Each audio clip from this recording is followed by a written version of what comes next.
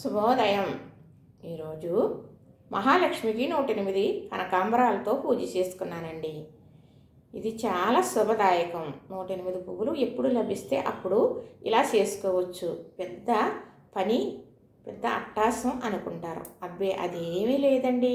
చక్కగా ఓ ప్లేటు, ఇత్తడి ప్లేటు కడుక్కున్నానా, మరి చుట్టూ గంధమద్ది కుంకుమ బొట్లతో అలంకరించుకున్నాను. అమ్మవారి పీట, అమ్మవారిని చక్కగా కడిగి శుభ్రపరిచి ఆవిడికి కూడా ముఖానికి గంధమద్ది కుంకుమ అద్ది బొట్టు పెట్టాను. చక్కగా ఆవునేతి దీపం పెట్టుకున్నానండి. మరి అలానే 2 అరటిపళ్ళు తాంబూలం, అలాగే కొంచెం బెల్లం ముక్క నైవేద్యం, చక్కగా కాసి చల్లార్చిన పాలు బుల్లి బిందితో పెట్టానండి. ఇంతే చాలు. ఈవిడికి మీరు పెద్ద ఎన్నో పెట్టేసేసి చేసేవలసిన అవసరం అస్సలే లేదు. ఎందుకంటే అమ్మవారికి నూనెతో వండిన పిండి వంటలు పెట్టవలసిన పని లేదు. మనకి ఇలా చిన్న బెల్లం ముక్క నివేదన చేసినా సరిపోతుంది. పాలు అనేది ఇంట్లో తప్పనిసరిగా ఉంటాయి కాబట్టి ఆవిడకి ఇలా చిన్న గిన్నెతో పాలు పెట్టి నివేదన చేయడం వల్ల ఐశ్వర్యదాయకం. ఆ పాలు మనం మరి ప్రసాదంగా స్వీకరిస్తే ఆరోగ్యదాయకం. చక్కగా ఇలా చేసుకుంటే సరిపోతుందండి. చూసారా, మరి 108 పువ్వులు ఎలా లభించినాయి అనుకుంటున్నారు కదా. మరి కనకాంబరాలు అంటే దండలే వస్తాయి తప్ప విడి పువ్వులు రావు. అమ్మని కాడ కొనుక్కుందామన్నా కూడా కదా.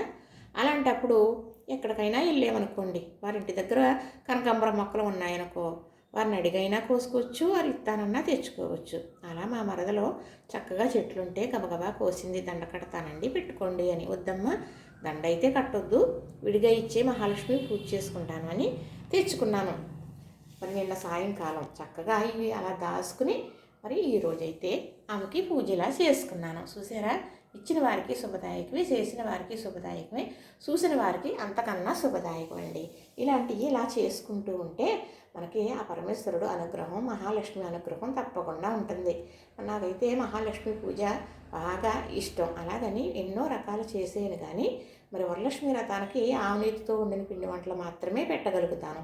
నూనెతో వండిన ఏది పెట్టనండి, ఎప్పుడూ పెట్టలేదు. పెట్టకూడదని ఎప్పుడో పెద్దలు గురువర్యులు చెప్పారు. అప్పటి నుంచి పెట్టను నేను. ఇలాగా ఈ పాలు పెట్టాం కదా, వరలక్ష్మి వ్రతానికి కూడా శనగలు పెడతాం కదా, లక్ష్మీ స్వరూపమే.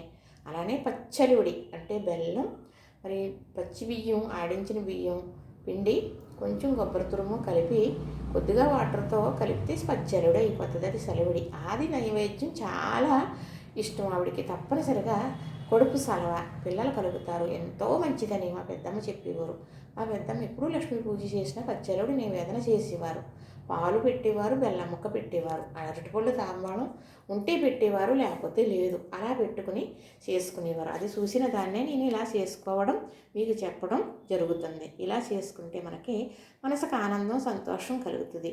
మనుషుల వల్ల కలిగిన బాధ తొలుగుతుంది అని నా నమ్మకం. ఎందుకంటే అనుభవంతో చెప్పే మాటలు ఇలానే ఉంటాయి. నిజమైన మాటలు కూడా మరి పొగరగా ఉంటాయండి, గొంతుకు దిగదు. అది నిజం. నిజాన్ని మాట్లాడుకున్నాం అనుకోండి, ఈ వేళ కాకుండా రేపైనా మంచి అనేది జరిగి తీరుతుంది. ఇది మాత్రం నిజం. సరే, చూస్తున్నారు కదా, చూశారు కదా, నచ్చింది కదా, లైక్ చేయండి, షేర్ చేయండి, సబ్స్క్రైబ్ కూడా చేయండి. చూసిన వారు ఎవరు కూడా లైక్ చేయటం లేదు. లైక్ చేస్తేనే కదా 10 మందికి వెళ్ళేది. మరి మీరు చూసిన ఆనందం వారు కూడా చూడాలి కదా. మరి దేవుడి కార్యక్రమం అనేటప్పటికి ఎవరికైనా ఇష్టమే. ఇలా చెయ్యాలి అంటే అయ్యి బాబా లక్ష్మీదేవి 108 పువ్వులతో చేయాలంటే బోల్డ్ పని అస్సలు అనుకోవద్దు. ఎక్కడ పువ్వులు లభిస్తే, ఎప్పుడు పువ్వులు లభిస్తే తెచ్చుకొని ఇలా చేసేసుకోండి. అన్ని పువ్వులు అమ్మటానికి దొరకవు కదా. మరి 108 రకాల 108 పువ్వులతో చెయ్యొచ్చు. కానీ మరి అన్నీ 108 లభించాలంటే లభించవు కదా. ఒకసారి కూడా లభించవు. ఎప్పుడు ఎక్కడ దొరికిన 3 రకాల నుంచి 108 పువ్వులు, మరాక 11 రకాలు కానీ, 5 రకాలు కానీ, 9 రకాలు కానీ, 21 రకం కానీ ఇష్టం.